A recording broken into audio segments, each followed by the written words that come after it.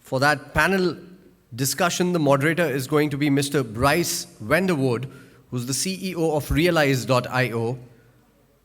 And I'd like to invite the speakers as well along with him. Paula Tavangar, Principal, Swissborg Ventures, Rizwan Shaikh, CTO, White Shark, Arvin, Khamseh, sold out NFTs, Arvin Bumgarner, founder and CEO, Outside Incorporated. So Brice Vandevoorde is the CEO of Realize with extensive experience in financial services and operations. Brice has an expertise in real estate investment, business development, and strategy advisory. That has made him a respected figure in the industry. Of course, along with him, I'd like to invite Paula Tavangar as well, an accomplished entrepreneur and respected leader in fintech, blockchain, and quantitative finance domains. As a senior executive at the Swissborg Ventures, Paula leverages her expertise in blockchain technology and venture capital to drive investment strategies and facilitate deal sourcing. Mr. Rizwan Shaikh is a Chief Technology Officer at White Shark Blockchain Solutions, DMCC. With global reach, Rizwan has conducted extensive training and provided cutting-edge information security services to numerous organizations. His expertise includes vulnerability assessment, penetration testing, computer forensics, and a lot more. And of course, last but not the least, Mr. Arvin Bumgarner, who's the founder and CEO at Outside Incorporation. He's an experienced entrepreneur and expert in blockchain, environmental, ESG, and investment management. So ladies and gentlemen, put your hands together for our panel and our moderator as well, who are going to talk about how blockchain will reshape capital markets. Can we have a loud applause for them? Thank you. Thank you. Thank you very much for the introduction. Hi, everyone. I'm very happy to be here. With Aaron, I share a little similar story because we had to fight to come to Dubai. We had both big issues with our flights. We really had to struggle, so we are really, really happy to be here with you and together with Paula. I guess Rizwan is coming soon. So yeah, technology, innovation, that's why we are all here. I don't remember because I'm too young, but how was the stock exchange working with chalkboards? Today, it has totally changed. And blockchain technology can even push further this change. It will revolutionize how finance is done. So my first question is to Paula. In what specific area with capital markets, blockchain technology can reshape them and impact them? Thank you for the question. I've been in the space for a while now, traditional finance, and also getting to understand the depths of blockchain and what kind of value it can bring to any sort of application. I think that the sky is the limit here. It can be applied literally everywhere. And I think one of the most interesting maybe sectors or where blockchain has big impact, that's the securities issuance. I think that that's a big topic for a few years now, but even more and more, it just decreases the cost, makes it more efficient, makes it more transparent, and which is, with the transparency, obviously very intuitively, everything else, whatever comes to regulation as well as KYC, everything is very seamless and open. At the same time, when you're using the right blockchain, permissionless or permissioned, based on the type of institution you are in, then you can bring value in different segments. You can have the transparency without the need to actually open all the information to everyone. It can be permissioned. And I guess, am I talking too long? No, it's perfect. It's very interesting. There's just many things coming into my mind. Exactly. When you mentioned about cost saving, that's something which is really immense, because in the issuance of bonds, the cost savings are really massive. So that's great that you mentioned that. I'm not sure how many people are familiar with that. But those 2 points, the cost saving and the transparency, are really, really important. Indeed. Just one more thing to mention here in terms of adoption. I think if the question here is more about regulatory. So whatever, currently there are certain processes in place. For example, settlement. It takes T+1, T+3, not because of lack of technology. It takes because of the regulatory requirement and things that need to be checked in between. So I feel that regulation needs to catch up a bit for eventually the technology to be able to show its full potential. Yeah, the regulator and the institutions are very important, and they have a big role to play. But to go a bit on the previous person talked about the tokenization of real-world assets. I see Aaron smiling. Can you share a bit with us a real application? Because, you know, a lot of things are very abstract. Arvin, please put your hands together for Arvin. Come on up. Thank you. So yeah, Aaron, can you please share with us about the application on tokenization of the real world assets? Yeah, happy very to. So first of all, I'm from the United States. I'm a U.S. citizen. We do not say tokenization. We call it digital assets. I'm CEO and founder of Outside. I do not come from a technology world. I come from a land world. My background is agriculture land and forest land. Grew up in North Carolina, East Coast United States. And what we did is we founded Outside on the basis of acquiring lands, unique places, identifying unique places to acquire and protect with an ESG strategy. What that turned into in early 2021, when we started to navigate into blockchain, what we saw was digital artwork, NFT digital artwork, and metaverse selling for hundreds of millions of dollars. We said, wait a minute, what is this? So we were involved in real land. So we said, okay, how can we take this same technology and apply it to land, to digitize the trees, the dirt, the minerals in the ground, the ag crops, the carbon offsets. So that's what we've been able to do at Outside. And what we've done is we've developed a process to take these lands, agricultural lands, forest lands, whatever they may be, and essentially digitize them, what y'all call tokenize here in UAE. And by the way, we are now we're in the process of moving the company to Dubai, outside the United States, and sitting up in Bermuda as well. So maybe soon I can say tokenization.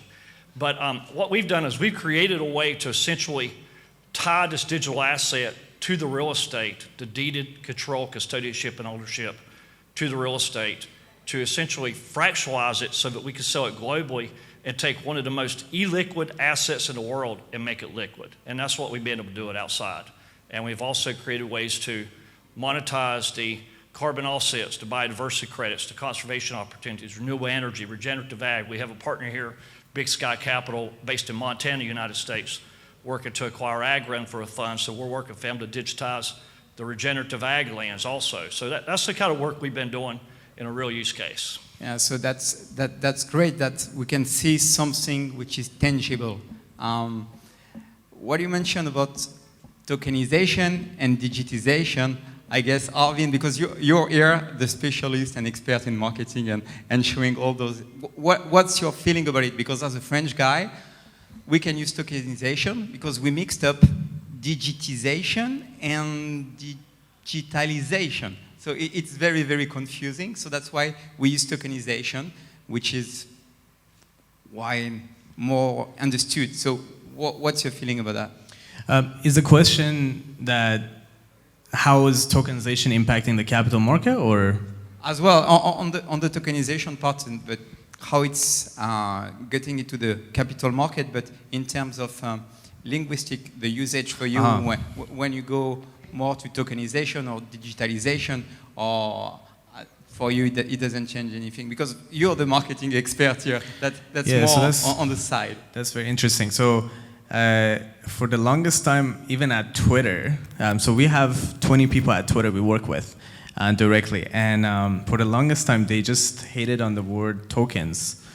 So the the moment that you actually had anything to do with tokens, there are other criteria as well, but they just didn't know, they didn't have any policies, and that's just true for honestly everywhere, like maybe even in the US you guys talk about, the regulations hasn't caught up, so it makes it harder for organizations to actually have, to implement and actually take actions on anything. So as far as the tokenization goes, now, for example, Twitter is actually at a place where they actually consider it a legitimate thing to have, so brands can actually talk about it, they can have promoted tweets about it. So I think it is obviously becoming more widespread, but I say the language of it is just, as far as the mass adoption goes, the language of it, the simpler we can call it, that's understandable to everyone. I think it's better for us, just also because at the end of the day, we're, like audience here, maybe they know about everything we talk about, but majority of people outside here, they have no clue what we're talking about. So yeah, what you mentioned about mass adoption, it's something you're working on as well, because you took part of a big promotion. It was with NFTs, but definitely it's something which is going towards mass adoption. We can differentiate NFTs, security token, IPO, whatever you call it, but for most of the people, they are just kind of cryptos. So that's education. How do you see this education to promote the... So, I mean, it has real use cases. So just having tokens for, let's say when it comes to investing, first of all, the global mass that's going to be available to actually invest, that's going to be widened. And then also when it comes to the secondary market, so it was previously mentioned by the gentleman to my right. So the liquidity. So obviously because of the tokens, it's actually allowing investors to have a pool of liquidity to take from. So obviously has real use cases. And then when it comes to, I mean, if you're speaking about like NFTs, I suppose the use case, it goes way beyond even like investing. A lot of people, just use it to, for example, let's say, own a piece of, like there was a conversation about land, for example. You can own a piece of land, or you can own a piece of painting. You can own a piece of, quite honestly, anything in this universe with just the NFT used as a technology. But even us, as much as we like to just talk about NFTs, we don't even talk about NFTs as NFTs. We just talk about this technology that just enables us to do all those things. Yeah, different products, like I would say product or vehicle, NFT or security token for different purposes. Everything has a certain purpose. You mentioned liquidity. I would like to ask Paula, because Paula is creating a lot of fintech company coming in the industry. And do you see something which will bring more liquidity for capital market using tokenization? In the companies you met, or because maybe you cannot share everything with us, but tell us some secret that what is coming and how blockchain will help this capital market to go to retail. Definitely. I think I find fractionalizing big traditional instruments like bonds, for example, or funds, ETFs, and giving access to retail investors to that through tokenization. Thank you so much. So basically giving access to a smaller portion of things that require you to be accredited investor has obviously its own risks and it requires its own regulation. But at the same time, I think that this is one of the most interesting uses, because currently, the minimum amount that you can purchase, depending on the bond, let's say, is like 100,000, right? That's something that I find really, really interesting. And I think that obviously it's going to bring liquidity and a place where blockchain can be very efficiently used. Thank you. So to keep going on the liquidity for you, Aaron, how do you see the advantages for the people who are going to buy your land or through your platform? What does it bring to them? How can they use those tokens for more things? How will be the secondary market? For the liquidity, for the people going to buy the land that you are provided, how can you attract more retail clients and people using those benefits of blockchain through the capital markets to there? Got it. So, great question. When I set out to start outside in January 2019, what I wanted to do was to create a way so that, you know, like in the United States, if I want to go buy 1,000 acres, I know how to go buy 1,000 acres. I could do that in my sleep. I know what I'm looking for. I know the opportunities. I know how to make money off of it. But you take someone from Boston, Massachusetts, or New York City, or Singapore, or Sydney, Australia, and tell them to go to the United States and go buy 1,000 acres. Good luck. It's complicated if you don't know what you're looking at. So what we wanted to do was to create a way, my goal was to create a way so that executive or whomever it may be that's sitting in that skyscraper in New York, Singapore, can go into their smartphone, essentially invest $1,000 into land, whether it's United States, Ireland, UK, wherever. So that's what we're setting out to do. And so what you know, I hear in a lot of these conferences people talk about we need to educate the general public. I disagree with that. I think what we need to do is build platforms to where we onboard the general public without them realizing they've been onboarded into the blockchain. That's what I think is the key. So that's what we're doing. Yeah, that's something on the usage. When I remember when we compare Microsoft with Apple, it's how that's one of the barrier to entry. Maybe do you have some ideas, Arvin, about that? How we could streamline the process, makes it easy, so that people, like Aaron mentioned, don't feel they are doing it.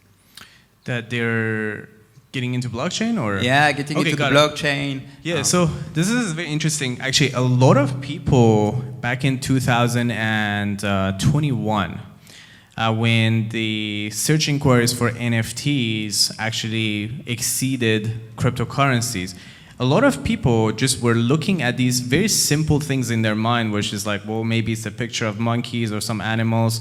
And then they looked at that and they just thought, oh, okay, what is this that people talk about? Why are people buying it? Why are people selling it? What is this about?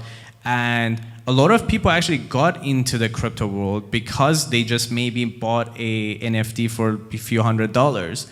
And that was their introduction to the entire crypto world. And then they started actually researching, see, okay, what did I just do, right? What did I just buy? Why is it the way it is? And so, however, it was already complicated. Yeah, because I remember to set up a wallet.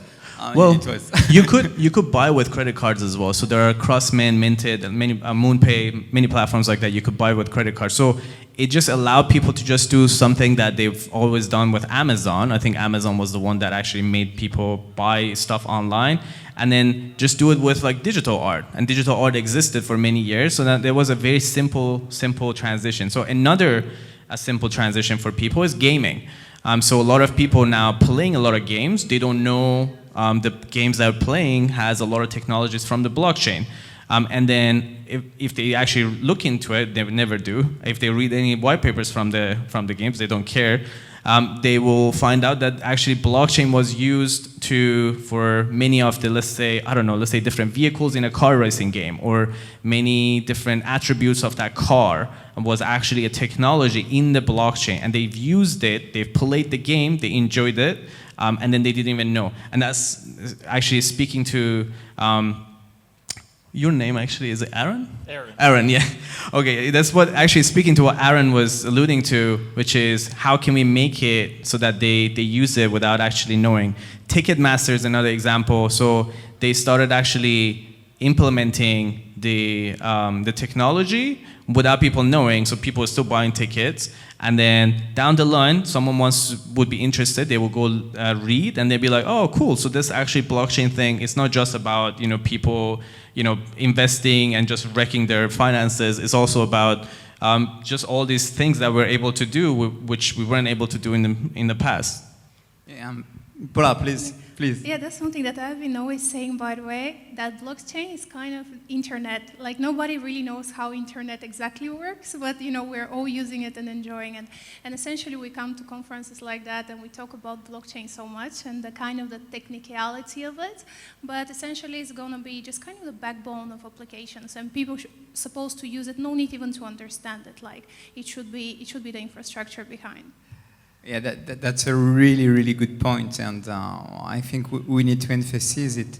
And I'm glad Arvin mentioned about the gaming, because the gamers are the ones driving also the adoption towards blockchain, but also about what we discussed previously, how capital markets can benefit with blockchain, because they are the ones knowing how to use. Yeah, also just to interject, so some people may just not be gamers and then thinking, okay, what does that have to do with like blockchain or anything? So like 50% of human population plays games. So that's a lot. So I just want to say like that's so people actually can get a reference for like why we're saying gaming. It's about 2 billion people. That was on the previous report from Citigroup, which was published in last March. I was as well pretty amazed because I'm not a gamer, and I was not seeing that, even though we are in this industry, but that's something really, really important. And for them, it's exactly what Paula said. We are using internet today. We send an email. We don't care how it's working. Just the email is going. For you, because you are, Aaron, you are more on the US part, do you see more adoption for major institutions going towards the digitalization? Say that last part. Do you see more adoption for institutions like big banks or big financial players in the US going in your direction? Absolutely, yes. True, D, all of the above. That's where things are going in the United States. In fact, you know, BlackRock, JP Morgan, Goldman Sachs, they're all there already. They're there. And so, you know, there's a reason we actually started out in land. Well, we have a strong background in land. We have strong backgrounds in other areas also. But land is a commodity. And the institutional ownership of land globally, forest land and ag land, is incredibly significant. Well, institutional ownership falls into BlackRock, JP Morgan, sovereign wealth funds, et cetera. And so it is 100% going that direction in the United States. In fact, there's an article that I oftentimes share by BlackRock, and it talks about how, it's about a year old now, and it talks about how you know, BlackRock is not a fan of crypto, but sees the future in digital assets and is 100% supportive of it. And so that's where things are going. Yeah, they also changed their mind a couple JP of times. Morgan. Yeah, JP Morgan as well. Was They were just also tell you against. Yeah, and big them. hater. Yeah. Yeah, I think we've since found out in the past several months that all those organizations and companies and investors are, they're there already. They just haven't been telling anyone.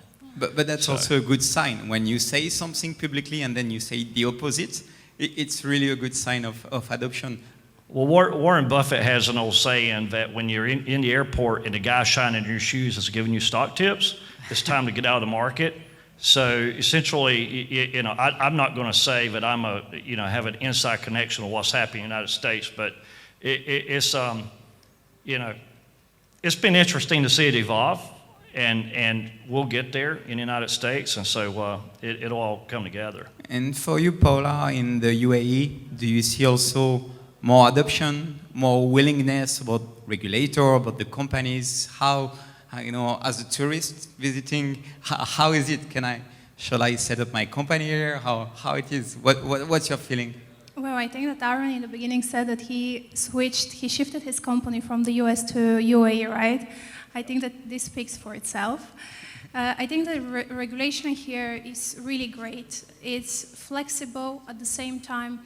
It's flexible to adopt the innovation at the same time to protect the end user. I think that's the most important part. And I think the UAE was one of the first countries to come with official framework for regulating digital assets, and also was one of the first countries to create hubs specifically for blockchain, for fintech, and they always try to create ecosystem to help the technology flourish. And back in the day, like years ago, already government institutions started adopting the blockchain. So I think that UAE is definitely an amazing place. Like if you're into tech, it's one of the top places to be. Like you have wide options of type of companies that you can set up. You have wide options even of kind of office spaces, and even just the community, right? Like when you go to your office to see what everyone else is building. It became pretty cosmopolitan. I have been here since, I think, 2015, and I can really see how in the last few years the sector changed so much, like so many foreigners came in and so many big companies from abroad shifted here. This was a really game changer, especially in the blockchain space. So I definitely think that here we have everything. Like if you're a young entrepreneur into tech, you have basically everything to succeed. I made my first trip to Dubai last September. I've been here, this is my 4th trip in less than 12 months. And I'll make another 5th trip before September. And the first trip here, it was really hot, by the way, when I came in September. It's great, right? And I'm from the US South, so that's saying a lot. But my first trip here, I saw the innovation that was evolving here, and I knew that I had to move the company here and be a part of it. You know, my outlook on it was, why do I want to keep the company in the United States where I'm not really wanted, and I'm kind of playing with fire, right, regulatory-wise? Come here where I'm welcome, and that's why we're here. And so, you know, outside is you know, we consider ourselves a company here in NEMA, you know, the Middle East, UAE, Dubai, and that's our focus. You know, you look at the population of India, you look at the population of Asia, 2.8 billion people total, and the adoption rate we're seeing in these regions that are, you know, adjacent to here. You know, population of the United States, 330 million. I mean, that's just a drop in the bucket compared to the global population. So, you know, the interesting thing is that from our perspective, when you look at things on a global stage and what's happening, it really changes your perception on where blockchain is going and how it's evolving. And so that's why we're here. Yeah. I'm sorry to intervene you guys. Rizwan was supposed to be here. He's just come. So if you want him to join. Yeah, of course. We are a very welcoming community here. Yeah, please. And just bring him a chair. Arvin, maybe you wanted to keep going on that topic. Yeah, Aaron mentioned India. So we have clients in India, and then they can't even send payments outside the country. And then there are people out there, they're like, oh, what's the use of blockchain? And then, so it's a really big deal, right? So if you're running a business, you can't even send a wire transfer. So it's like, in a simple term, like these guys, they're just trying to make payments to Twitter for the advertising. Very simple things, but they can't even do that. They need to actually go through a lot of hoops, just talk to the authorities. And so anyways, that's that point. But I do want to say there is a, I live here, I love Dubai, I love UAE. I've been coming since 2009 when, I've been coming since 2009, and I mean, the safety, the innovation, as it was already mentioned, the openness for business. They don't get into politics of everything like other countries, and so it is very welcoming. I do say though, just being realistic with it, the banks here in Dubai is still not really welcoming of the like crypto. It's not only Dubai, right? Well, it's worldwide. True. Yeah, I mean, I actually have strong relationship with my banker in Canada, and one day he told me, it's like, if you tell me you do anything with crypto, we immediately close your accounts. I was like, okay, good. We don't do anything with crypto, but just to say, so we still have some, I guess, I don't know if it's a long way to go, but we have things to do still, even here, even in the GCC.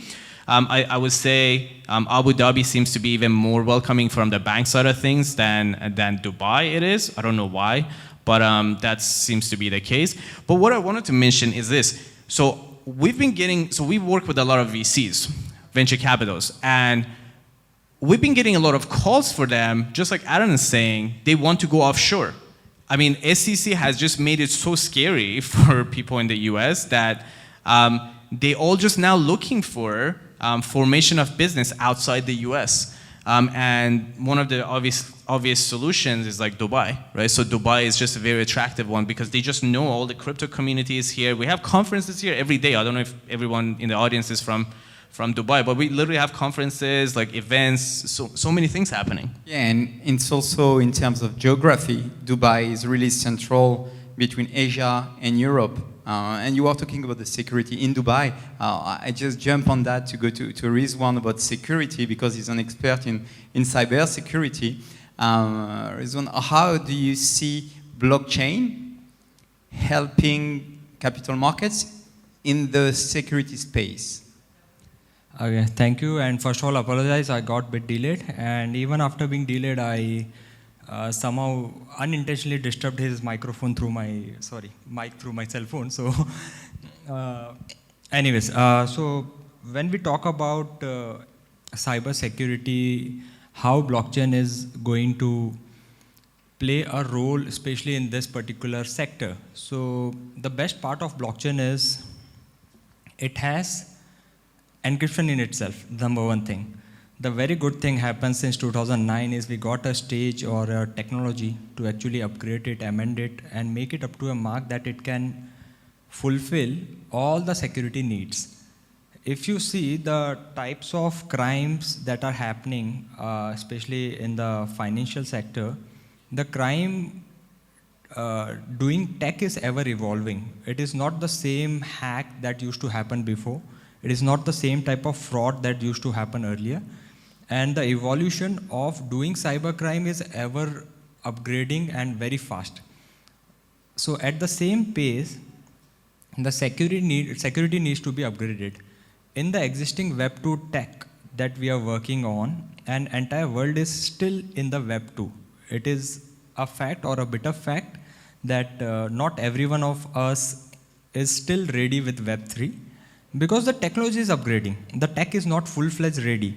Right? You cannot simply say, I am using blockchain for all this purpose. So, but good thing is, yes, it's evolving. Especially when we talk about blockchain, the things that is being working around and even we with our security team, the people sitting across Asia, Africa, Middle East, in India as well, where everyone is concerned about security with regards to few of the pointers. See, blockchain provides a feature of making sure that none of the data is being erased or modified or manipulated. Let me give a very simple example. Let's talk very layman. Every one of us have a bank account. You know that your bank account statement is visible only to you. But at the same time, you know there have been instances in the past where your account information, it can be your KYC, your balance details, is being leaked out. There have been some detectives working across, there have been people, I especially know about India a lot, where people are getting each other's data. Now, this data is, how do they get this data? It's because of the internal employees, maybe they are bribed, or at times it's a hack where the data leak is happening. Now, blockchain has a solution for all this. If you see, what if we create every activity log recording monitoring and it will be stored on the blockchain. So even if any of the designation of employee, maybe it's a manager, deputy manager, vice president, senior, CEO or whosoever, the moment they access any customer data, the log will be recorded and will be stored in the blockchain. So it won't be available for public. So for you that this is improvement in terms of the workflow, like that's financial institution will take it over. That's just one of the aspects. Like there have been so many protocols which has been already deployed and implemented, and we are also working very closely onto it, where this is just one of the methods which I'm talking about, monitoring. Just with monitoring, you're stopping a particular type of crime, where it can be a data leak or somewhat similar thing. You can actually have it implemented in the validation of transactions. Right? For example, if I log in from a different IP address to your existing account, and that account IP differs. Maybe you are traveling to Dubai, then you are going to some other country, but that those are known IPs. But if someone logs in from a completely unknown nation, this should be well predicted, well defined, and a kind of deception technology is being very friendly with the blockchain tech. Yeah, so therefore, in terms of security for the regulator, that should push them as well to adopt and promote blockchain. We just have a few minutes to finish, but if there is one thing for you which is key to share how tokenization, how digitalization would benefit to capital markets, if there is one takeaway or one thing to remove, what would it be for you, Paula? That I already mentioned that before, but for me, definitely is simply the access, the transparency and the access to capital markets. You know that currently, to access many financial instruments, actually, you need to be a certain type of investor, or you need to be in certain jurisdiction. IPOs, I think, are a great example. Like, it's really hard to get access to IPOs. So me personally, as individual investor, I'll be super interested if something like this gets fractionalized, digitalized, so I can just go and pick up small amounts here and there and build my own portfolio. I think that this can completely change the investment landscape and give access to the general public, which again, as I said, regulations are in place for a certain reason, you know, and the risks, but as long as you understand the risks and you're interested just to have the access, to have the opportunity to get this access, I think that that's the most powerful aspect that digitalization can bring to capital markets. And you can imagine if currently X amount of people have access, what will happen if, you know, all of us we do, right? So this is actual democratization and digitalization. Yeah, that's, I mean, it's the beauty for me. I'm just 100% agree, because that's the reason we are going into this, this area. For you, Aaron? So I was finishing college when the internet started. And I still remember setting up my first email. And, you know, so when we started exploring blockchain in early 2021, and we saw the possibilities that existed, we quickly knew we had to pivot into Web3, which is what we did. So we literally have gone from being a true real estate company that was buying, we own land. We own about 35 to 40,000 acres of land in the United States that we've acquired, that I've raised money to buy. And so we've pivoted from a land company to a real estate technology company. And you know, one of my best friends is an investor in the company. He was the first investor. He said, he asked me, he's like, Aaron, what in the world are you doing? Like what is this blockchain stuff?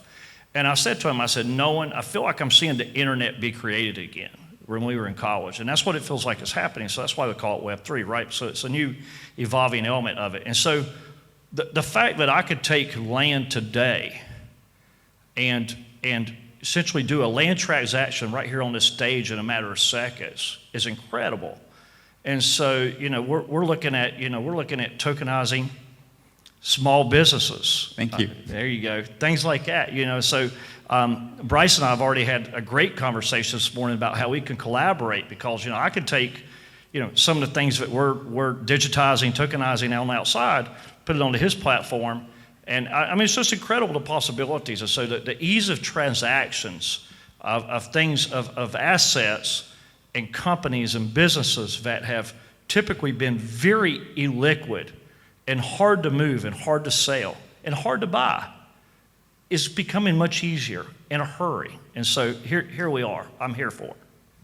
Great, thank you. For you, Arvin, what would be? Yeah, so for I go to a lot of different conferences, events, podcasts, different things, and this has been years, and then there's a conversation about regulation, and then it comes back down to we're still waiting, and one thing I like to see, I like maybe businesses, individuals to make an effort in actually pushing this crypto community forward, is actually taking their small actions that they can, or large actions if they can, inside the regulation side of things. Because, I mean, maybe it is my biases, we you know, when it comes to the VCs, when it comes to social media platforms, we spend 50% of our time just going around, just figuring out like ways to actually be compliant with things. When in fact, like that time could be put into innovation, could be put into building new things. So I suppose there's a lack of interest or maybe courage, maybe even a know-how inside people going in to do something about regulations. And this is not obviously just on a local level, it's also just on an international level. So obviously the US is the one that's just all over the news, the headlines of the news all the time, but other countries as well. So I think that if we could see that just say what we do on our end. So on our end, we make sure tokens, let's say NFTs, when they come to the market, they have something useful to add, so then they don't get in trouble. And if they don't have something to add, we make it so hard for them to get out, so that way they just leave. And that will make the market better, make it easier for the regulators to not come after them in the future. So that's our action, but I want to also see, you know, other businesses, other individuals, other entrepreneurs actually getting into doing their own part, doing something, because then it will just makes it a lot better for everyone. Yeah, to bring value, it's very important. And for you, Rizwan, one takeaway. Okay, so one point I want to raise over here when we talk about regulations and regulatory authorities, we must understand that law is and will be always territory bounded, whereas technology do not have any geographical boundations. So you cannot do anything that it's a globally accepted thing and a one single regulation for across the world. This doesn't seem to be happening any sooner. However, every country will definitely make law as per their jurisdiction. Some may come up across as an international treaties and boundaries, whatever is happening already in the cyber law jurisdictions. In tech, if you talk about the takeaways, the technology that even we are working on, Shark Web blockchain, we are making one thing sure that anything that needs to be worked for the people, it should be number one, speed, number two, user friendly, and number three, security. If we can deliver these three things, definitely it's a hit technology, hit tech. So whether we talk about using tokenizations or let's clearly talk about cryptocurrencies, if it can be achieved in all these three parameters and as per the regulations of that particular nation, wherever we are working, if we are following under that guidelines, definitely that's a good to go tech. Yeah, so those are really, really good takeaways. What I can, to conclude, say is what we can see here is the globalization. Like you can see, we are all from different areas and we're all together into it, working to make it global. So thank you for your time. Thank you to all our panelists. It was a pleasure to be here. Thank you so Thank much. you, everyone. Thank you. Thank you.